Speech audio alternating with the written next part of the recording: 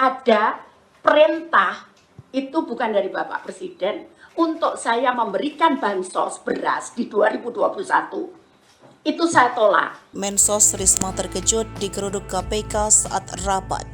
Menteri Sosial Tri Risma hari ini sempat terkejut saat kantornya digeruduk KPK Rabu 24 Mei 2023. Kedatangan mereka untuk melakukan penggeledahan terkait dugaan korupsi penyaluran beras bantuan sosial untuk keluarga penerimaan manfaat KPM Program Keluarga Harapan tahun 2020 sampai 2021. Menurut Risma, saat para petugas KPK datang, dirinya sedang menggelar rapat internal.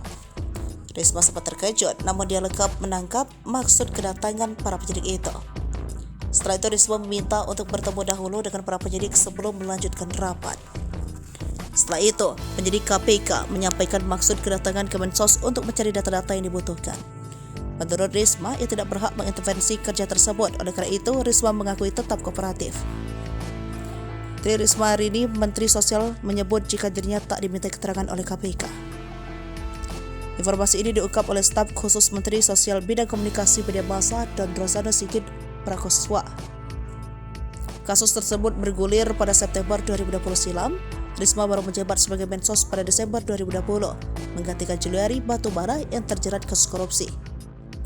Sigit juga menjelaskan tak ada intervensi dari tim penyidik terhadap Mensos Risma.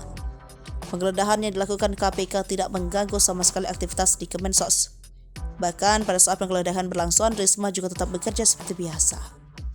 Sebelumnya, Komisi Pemberantasan Korupsi menyatakan telah menetapkan sejumlah tersangka beras bansos.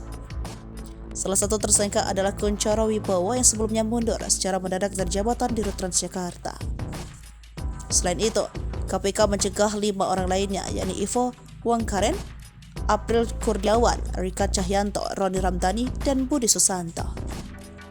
Ke-6 orang itu dicegah kepergian ke luar negeri sejak 10 Februari 2023 hingga 10 Agustus 2023. Kunchoro Wibowo ditetapkan tersangka terkait posisinya sebagai Direktur Utama PT Bandagara Reksa atau BGR Logistik. Perusahaan plat merah itu diketahui mendapat jatah menyalurkan bansos beras sekitar 222 juta kilogram dari Kemensos kepada sekitar 4 juta KPM PKH di seluruh wilayah Indonesia.